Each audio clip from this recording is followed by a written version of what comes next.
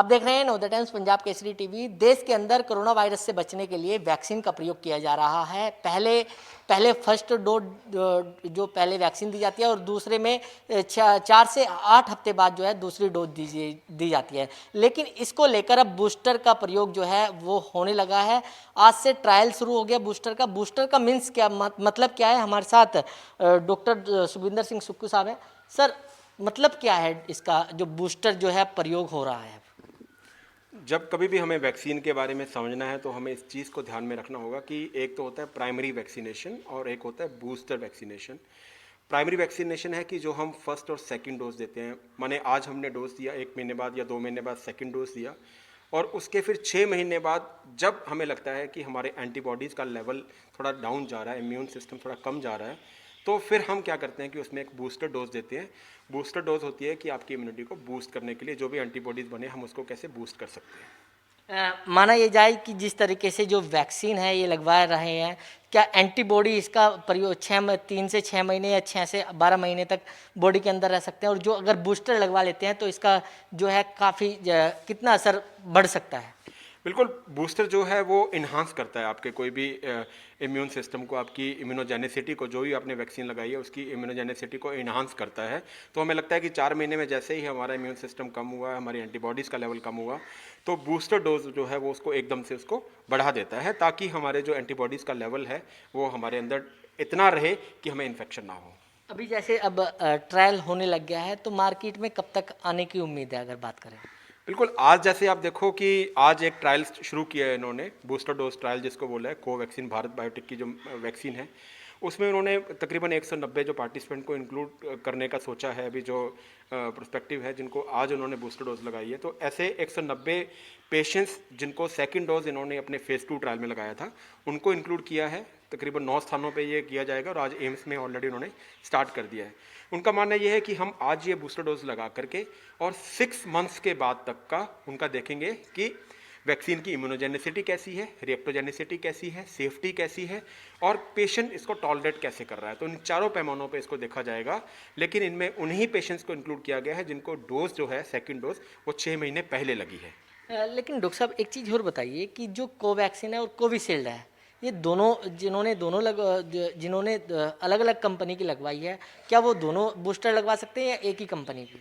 नहीं, अभी तो ये उन्होंने बूस्टर जो ट्रायल स्टार्ट किया है मेरे ख्याल से कोवैक्सीन के लिए स्टार्ट किया है। अभी तो ये ट्रायल है, इसके रिजल्ट्स आएंगे और फिर उसके बाद में हम देखते हैं कि किस तरह से हमें आगे रिकमेंडेशन गाइडलाइंस मिलती हैं हमारे आईसीएमआर की तरफ से और डब्ल्यूएचओ की तरफ से, फिर इसके अकॉर्डिंगली जो है वो बूस्टर डोज जो लगेगी। सर, आजकल ब्लैक फंगस भी जोरों पर चल रहा है। बड़े लगातार केस मिल रहे हैं, ब्लैक फंगस, वाइट फंगस। क्या दोनों अलग अलग हैं या फिर दोनों का सेम है और कलर डिफरेंट है? दोनों फंगस अलग अलग हैं। जैसे ब्लैक फंगस है वो तो है म्यूकरमाइकोसिस और जो वाइट फंगस है वो है कैनेडियासिस। तो ये दोनों ही फंगस जो हैं वो काफ़ी वर्षों से पहले से ही प्रेजेंट हैं। ऐसा नहीं कि कोविड के आने के बाद ही आई हैं, ये बीमारी हमारे साथ पहले से भी है। जो 2003 में सार्स हुआ था उसमें भी ये हुआ था। HIV पेशेंट्स हैं। बेसिकली जो म्यूकरमाइकोसिस या जो भी कोई फंगल इन्फेक्शन है वो एक अपॉर्चुनिस्टिक इन्फेक्शन होता है। अपॉर्चुनिस्टिक माने तो कि फंगस हमारे पास है, ऑलरेडी प्रेजेंट है, लेकिन वो उन पेशेंट्स को तंग करेगा जिनकी इम्यूनोजेनिसिटी कम, जिनकी इम्यून सिस्टम कम है, जिनकी इम्यूनिटी कम है। माने कोई HIV पेशेंट है, MDR multi drug resistant tuberculosis है, उसमें फंगस के चांसेस होते थे। कैंसर पेशेंट है, कीमोथेरेपी पे है, रीनल ट्रांसप्लांट के बाद के पेशेंट्स हैं, जहाँ वो पेशेंट है जिनका किडनी बिल्कुल कमज़ोर हो चुका है, जिसको हम एंड स्टेज रीनल डिजीज़ कहते हैं। तो फंगस उन पेशेंट्स को पकड़ता था जिनका इम्यून सिस्टम बहुत ही लो है। अभी कोविड के बाद में क्या हुआ है कि इसमें कई सारे फैक्टर आ गए हैं। जैसे कोविड इटसेल्फ इम्यूनिटी कम करता है। दूसरा फैक्टर है कि डायबिटीज़ है, जिन पेशेंट्स को डायबिटीज़ है और शुगर कंट्रोल नहीं है तो उनकी इम्यूनिटी भी कम हो जाती है।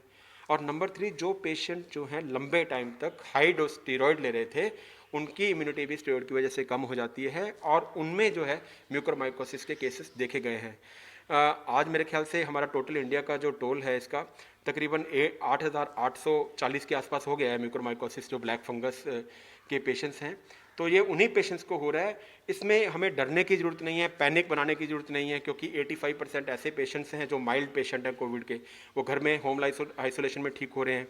फिर जो मॉडरेट में और सीवियर में पेशेंट हैं उनमें से भी सिर्फ उन्हीं पेशेंट्स को ही ज़्यादा हो रहा है जो लंबे टाइम तक हाई डोज स्टेरॉइड पे रह रहे हैं, या फिर जिनका शुगर कंट्रोल नहीं है, या फिर जिनको अलग तरह की और कोमोर्बिड कंडीशन लगे, हाइपरटेंशन जिनको है, ओबेसिटी है, बाकी सारी चीज़ें हैं। अच्छा, आपने ये ब्लैक फंगस के लिए बताया, लेकिन वाइट फंगस क्या है आखिर? वाइट फंगस जो है वो वाइट कलर के सिम्टम देती है, जैसे इसको कैंडियासिस कहते हैं, मुंह में एक वाइट कलर की लेयर बन जाना, है ना। तो जेनाइटल्स में वाइट कलर की लेयर बन जाना, तो वो कैंडियासिस है। वो भी उन्हीं तरह के पेशेंट्स में होता है जिनकी इम्यूनिसिटी कम हो जाती है। उसमें स्किन के मैनिफेस्टेशंस भी होते हैं, लंग्स में भी हो जाता है। तो बिल्कुल जो सिम्टम है वो कोविड जैसे हम देखते हैं ना कि पेशेंट को सिम्टम आ रहे हैं कोविड के, इसको कोल्ड भी हो रहा है, कफ भी हो रहा है, फीवर भी हो रहा है, ये सारे सिम्टम आ रहे हैं, लेकिन उसका RT-PCR नेगेटिव आ रहा है। तो हो सकता है उनमें कैंडियासिस हो रहा हो सकता है उनमें फंगल इन्फेक्शन हो रहा हो। तो इसीलिए हमें ये समझने की ज़रूरत है कि हम उस टाइम पे अपना जो है कल्चर करवाएं, टिश्यू जो है एविडेंस जो है फंगस के लिए वो होना चाहिए। लेकिन आपने ब्लैक फंगस की बात करी है। फंगस का जो असर है वो बिल्कुल सीधे आंखों पर पड़ रहा है। वजह क्या है? सीधे सीधे आंखों पर अटैक हो रहा है। ब्लैक फंगस जो है यानी म्यूकरमाइकोसिस हम उसका रूट समझने की कोशिश करते हैं कि वो सबसे पहले जो है हमारा नाक को इन्वॉल्व करता है, और नाक के बाद में वो हमारे साइनस में जाता है, और साइनस से फिर वो आंख की तरफ जाता है, और वहाँ पे नाक के ऊपर एक क्रिब्रिफॉर्म प्लेट होती है, उसके थ्रू वो ब्रेन में जाता है। तो ये रूट होता है इस म्यूकरमाइकोसिस का, या फिर ये नाक के थ्रू जो है हमारे लंग्स में चला जाता है। तो जब ये स्प्रेड करता है नाक के थ्रू, इसको हम कहते हैं राइनो ऑर्बिटल सेरिब्रल म्यूकरमाइकोसिस, यानी कि ये नाक को, आंख को, चीक को और ब्रेन को इन्वॉल्व कर रहा है।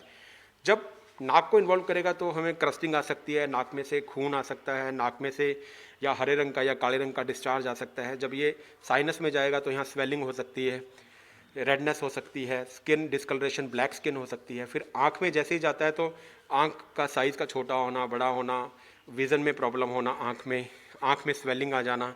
और ब्रेन को जब ये इन्वॉल्व करता है तो फिर जैसे अलर्टनेस पेशेंट की कम हो जाना, पेशेंट को कुछ याद न रहना, मेमोरी लॉस हो जाना, तो इस तरह के सिम्टम्स जो हैं इसमें आते हैं। ये कहते हैं राइनो ऑर्बिटल सेरेब्रल म्यूकरमाइकोसिस। जब यही म्यूकरमाइकोसिस जो है वो लंग में जाता है तो इसको पल्मोनरी म्यूकरमाइकोसिस कहते हैं। उसमें जैसे कफ आ जाना, थूक में ब्लड आना, फीवर होना, तो ये सारे सिम्टम जो हैं वो म्यूकरमाइकोसिस की वजह से होते हैं। अच्छा सर, एक चीज़ और बताइए कि जिस तरीके से कोरोना जो है लगातार फैल रहा है, छींकने से या किसी दूसरे तरीके से, क्या ये जो बीमारी है ब्लैक फंगस और वाइट फंगस, क्या ये भी ऐसे ही फैलती है या फिर ये स्थिर रहती है? बिल्कुल, ये मैसेज है कि जो फंगल इन्फेक्शन है ये कभी भी कॉन्टेजियस नहीं होता, कभी भी कम्युनिकेबल नहीं होता। यानी अगर मेरे को है तो मेरे से आपको नहीं फैल सकता। ऐसा नहीं जिस तरह से कोविड फैलता है ये उस तरह से नहीं फैलता। इसमें स्पोर्स होते हैं, स्पोर्स जैसे मिट्टी में होते हैं, स्पोर्स हवा में हो सकते हैं, स्पोर्स आपकी किसी भी सतह पे हो सकते हैं। तो उनसे आपको तभी अंदर जाके इन्फेक्शन करेगा जब आपका इम्यून सिस्टम कम होगा। अगर आपका इम्यून सिस्टम कम नहीं है तो इसलिए हम कहते हैं कि कोविड में हम दूसरे पेशेंट से डरते हैं। बिल्कुल सही है, हमें डिस्टेंस मेंटेन करके रखना चाहिए, लेकिन म्यूकरमाइकोसिस में हमें अपने आप से डरना चाहिए। हमारे अंदर का जो इम्यून सिस्टम है वो स्ट्रांग होना चाहिए। हमें कुछ ऐसे काम नहीं, जैसे अगर आपको डायबिटीज़ है तो हमें ब्लड अपने शुगर को कंट्रोल करके रखें। अगर आप स्टेरॉयड ले रहे हैं तो स्टेरॉयड की मात्रा भी कम होनी। बिल्कुल, स्टेरॉयड की इंडिकेशन क्या है, डोज क्या है और ड्यूरेशन क्या है, इस पर डिपेंड करता है आपको। लेकिन डॉक्टर साहब, जिनको शुगर की बीमारी है उनको काफ़ी चिंता जो है अब सताने लगी है, उनके लिए क्या मैसेज देंगे आप? उनके लिए मैसेज यही रहेगा कि जो भी डायबिटीज़ को कंट्रोल करने के लिए जितने भी मेजर्स हैं, चाहे वो एक्सरसाइज है, मॉर्निंग वॉक है, चाहे वो योगा है, चाहे आपको शुगर को कंट्रोल करके रखना है आपने, ये सारी चीज़ें अगर करके रखते हैं, शुगर बिल्कुल कंट्रोल रहता है, तो आपको म्यूकरमाइकोसिस होने के चांसेस बहुत कम हो जाते हैं। अच्छा, फंगस से ब्लैक फंगस या वाइट फंगस से बचने के लिए लोगों को क्या क्या करना चाहिए, या पहले में अगर पहला इसका सबसे पहला जो सिम्टम्स है वो क्या है?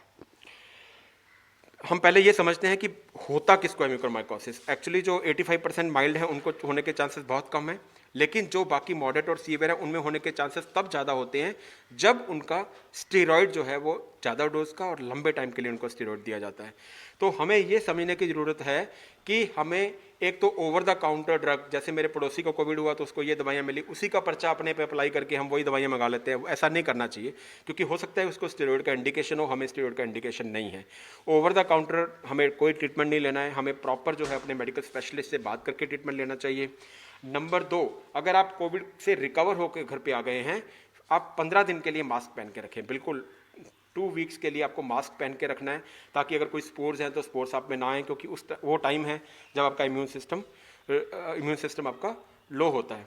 फिर अगर आप जाते हो अपने प्लांट्स को हाथ लगाते हो, गार्डनिंग में हाथ लगाते हो, तो पहली बात तो आप जाए मत, अगर जाते हैं मिट्टी को छुआ तो बिल्कुल आप अच्छे से हाथ धोएं। तो इस तरह के प्रिकॉशंस लेके चलते हैं, अपनी एक्सरसाइज करके रखते हैं, शुगर को कंट्रोल करके रखते हैं, तो बहुत कम हो जाते हैं म्यूकरमाइकोसिस होने के चांसेस। और एक टाइम पे किसी का भी डायग्नोसिस होना बड़ा इंपॉर्टेंट है। जैसे अगर आपको डिस्चार्ज हो रहा है नाक से या ब्लड आ रहा है नाक से, नाक आपका ब्लॉक है, आपको डिस्कलरेशन हो गया है, स्किन का स्वेलिंग हो गई है, तो आप इमीडिएटली जाकर के अपने मेडिकल स्पेशलिस्ट के पे जाएं और वो क्या करेंगे, आपका स्वैब लेंगे या आपका टिश्यू लेंगे, उसके कल्चर से पता चल जाएगा। अगर डायग्नोसिस टाइम पे हो जाता है तो बड़ी इजीली ट्रीटमेंट हो जाता है, बशर्ते कि हम इसको बढ़ा लें, हमारी आंख में चला जाए, ब्रेन में चला जाए, तो फिर उसके ट्रीटमेंट के जो है ठीक होने के, रिकवरी के चांसेस उतने कम हो जाते हैं। तो बिल्कुल ये थे doctor specialist doctor Sukhwinder Singh Suggu, जिन्होंने जो है फंगल ब्लैक फंगस और जो बूस्टर है उस पर अपनी जानकारी दी। दिल्ली से कमल कुमार कंसल, नवोदय टाइम्स, पंजाब केसरी टीवी।